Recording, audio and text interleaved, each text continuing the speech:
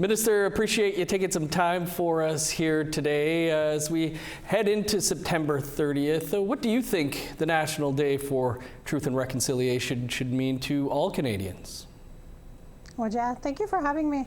You know, September 30th is a very important day, not just for Indigenous people, but for non-Indigenous people as well.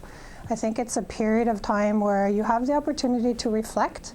My hopes and my recommendations to First Nations, to any Indigenous organizations, is really create that safe space to give the opportunity for, our supporters, our allies, and those who are looking for information to be able to ask those questions. I think that's a big part of September 30th for me.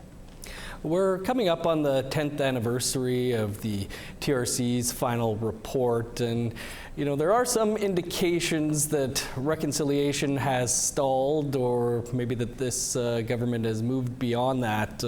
One example would be the clawing back of funding for searches for unmarked graves. Is reconciliation, at least in terms with the federal government, at a bit of a standstill?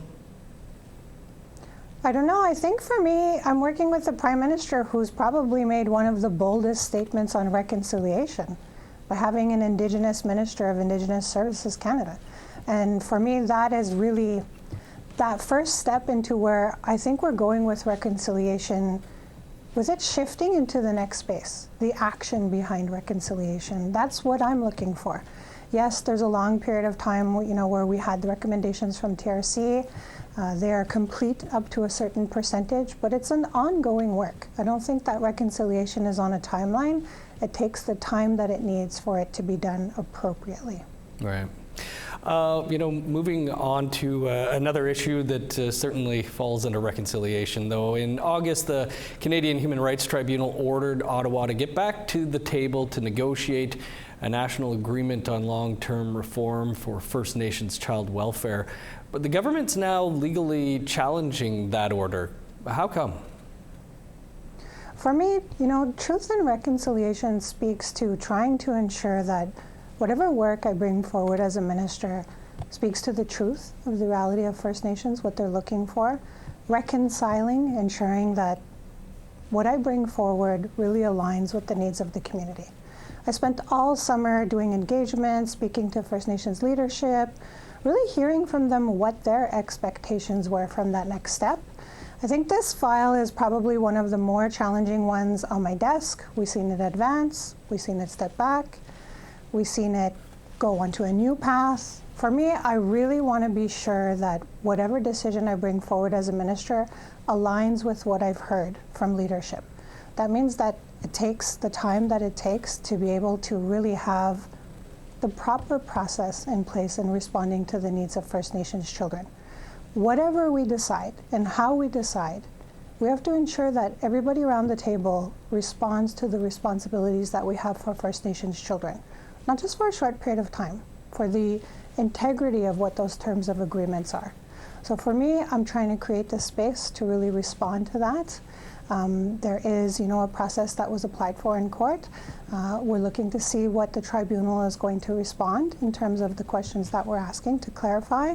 But I'm really trying to keep in line with what I've heard from First Nations, and that's really, them defining what those steps are for child and family services in their community. Right. A recent APTN news story revealed the confusion amongst Indigenous Services Canada officials about what was eligible for or is eligible for federal funding under Jordan's principle. If Indigenous Services officials are unsure what qualifies, how can First Nations families have confidence that the government will provide funding for the services their children need? Jordan's Principle is such a critical program for so many families that are looking to access services. When the operational bulletin came out, it was something that, the government took a decision on. For me, as an Indigenous person, I think when you invite community into that discussion and you ask people to determine what are the parameters of this program, how can we apply it and keep the integrity of Jordan's Principle, how can we protect it? Those are big questions that I've also spent a lot of summer engaging on. There's a lot of change in this process. For me, ensuring that we bring Jordan's principle to the place that I've heard his father speak to, the integrity of what the program is supposed to address. It's really at the forefront of families' questions. In looking at the application and looking at the backlog, I think those two things are really signals that there needs to be a refinement to Jordan's principle. It needs to align better with the needs that families are expressing in a timelier way. And we need those tools to be able to offer that service to First Nations. That's why I think it's critical to have that discussion and engagement to be sure that the solution that we bring forward to try to correct these processes aligns with their needs and aligns with what they're looking for from Jordan's principle. Minister, we'll have to leave it there, but appreciate you always taking some time for us. Thank you. Appreciate that.